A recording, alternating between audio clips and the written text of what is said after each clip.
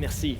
Bonsoir tout le monde. Donc, Jean-François Tremblay, DY, Ernst Young, directeur au Centre mondial du secteur de l'automobile et des transports. Je travaille avec les fabricants automobiles, avec les gouvernements, avec les municipalités, les équipementiers, les sociétés qui produisent de l'énergie, qui en distribuent, les sociétés de télécom aussi, entre autres, surtout en Allemagne, en Suède, aux États-Unis, un peu au Canada et un peu en Asie. J'aimerais, dans le cadre de cette discussion avec vous ce soir, changer de rôle et devenir votre président, le président de ma société, et vous êtes mes actionnaires.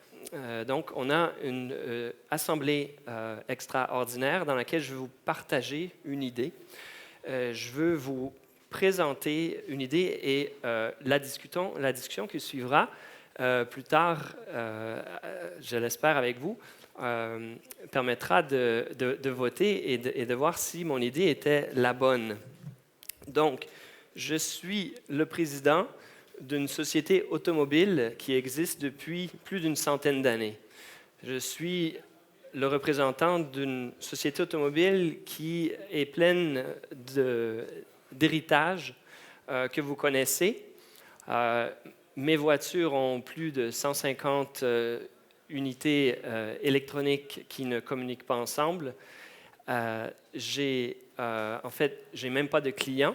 J'imprime mes voitures que je donne à des gens qui s'occupent de la vente. Donc, je ne sais pas moi-même comment gérer la vente et je veux que ça change. Donc, chers actionnaires, il va falloir trouver une solution pour contrer ce problème. En passant, ce scénario que je crée, c'est un scénario qui se veut anonyme, mais c'est un scénario que je discute avec des clients qui sont des fabricants automobiles, qui sont aussi des startups. Il y aura d'ici 2019-2020 une panoplie de nouveaux joueurs dans l'industrie automobile. Des producteurs, des fabricants de voitures s'annoncent. Ils travaillent en ce moment dans l'ombre, mais je peux vous dire qu'il y a des milliards qui sont présentement déployés dans le monde pour faire face à la compétition de mon industrie, donc de la compagnie que j'essaie de représenter brièvement ici.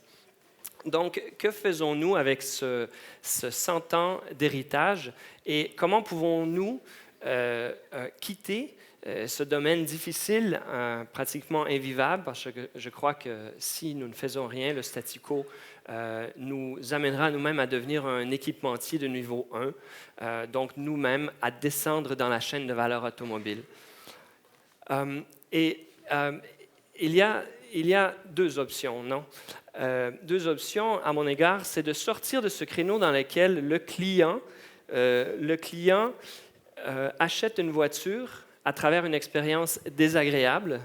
L'achat d'une voiture n'est pas une expérience nécessairement agréable, pleine de mystères, d'inconnus. On ne sait jamais si on a finalement fait une bonne affaire. Donc, l'achat du véhicule, tout de suite une dépréciation lourde sur plusieurs années, et un véhicule qui, à la fin de sa vie naturelle, plus ou moins se perd dans l'écosystème. Donc, qu'est-ce qu'on peut faire pour changer ce pattern, changer cette façon de faire? Moi, j'en vois deux. J'aimerais avoir votre opinion plus tard, mais j'en vois deux. D'une part, il faut essayer de trouver une manière de faire réduire la courbe de dépréciation, de sorte que le véhicule, après une certaine période dans le marché, puisse retrouver un atout technologique attrayant ou retrouver une présence dans le marché intéressante. Et j'y reviendrai plus tard. Mais surtout, l'élaboration d'une valeur ajoutée inexistante pour nous dans l'industrie.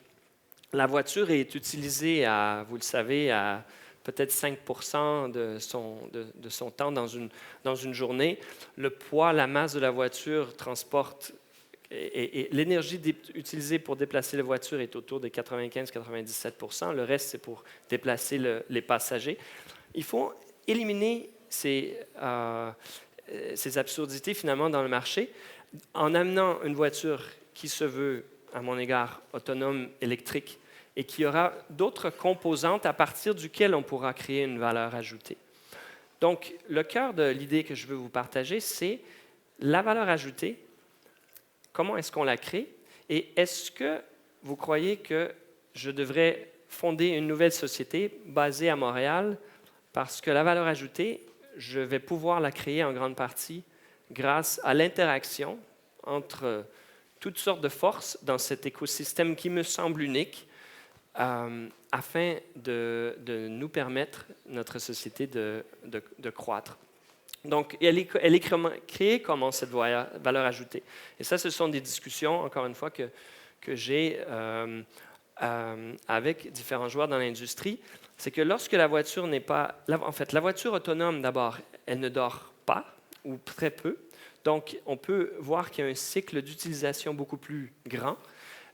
Et lorsque la voiture est en mode stationnaire, on peut l'utiliser pour d'autres activités. Des activités de gestion d'énergie, dont vous avez peut-être déjà entendu parler. Je travaille sur un projet en Californie avec des autobus, donc des batteries plus imposantes, mais dans lesquelles on utilise l'énergie pour déplacer, bien sûr, les enfants le jour, mais le soir, on revend l'énergie à un prix beaucoup supérieur à celui qu'on a payé la nuit pour charger l'autobus. Donc, utiliser l'aspect stationnaire du véhicule pour créer une source de revenus additionnelle. Et si je reviens à mes fameux ordinateurs, donc finalement l'intelligence IT, donc TI, tous les systèmes dans la voiture, on peut les repenser, refaire l'architecture technologique, informatique du véhicule et créer un savoir-faire potentiel au niveau de force de l'ordinateur, donc de calcul, j'ai le terme anglais, je suis désolé, processing power, afin de permettre à la voiture d'être comme un serveur sur roue lorsqu'elle n'est pas utilisée. On sait que le marché de l'utilisation des téléphones intelligents la nuit pour résoudre des équations plus ou moins complexes est en développement. La question qu'on se pose, que je vous pose, c'est est-ce qu'on peut faire la même chose avec une voiture? Est-ce que Montréal a une énergie particulière à offrir, un savoir-faire pour explorer ces créneaux?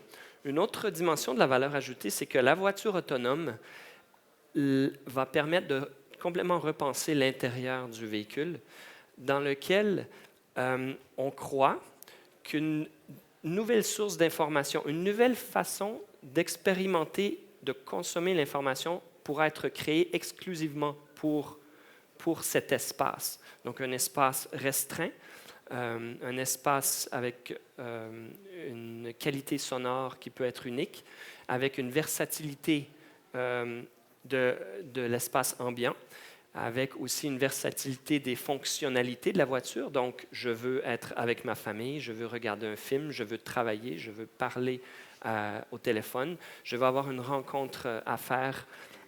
Et vous voyez que la façon de gérer l'intérieur est plus de mon ressort, c'est-à-dire je ne peux plus le faire comme président de l'ancienne compagnie. Je dois fonder une nouvelle compagnie qui va, d'une façon très sophistiquée, rechercher des méthodes de collaboration beaucoup plus fluides et rapides. Martin s'approche de moi, donc j'ai déjà consommé mon 7 minutes. Il me reste 1 minute. Donc, je veux lancer le message, et c'est une question que, sérieusement, je me pose. J'ai l'impression que autrefois, on disait, ouais, au Québec, on n'a pas d'industrie automobile, donc on n'est pas vraiment part of the game, hein? On ne fait pas partie de l'écosystème automobile. Je pense plus que jamais qu'un écosystème que celui qu'on a ici peut effectivement maintenant faire partie de cette industrie en changement.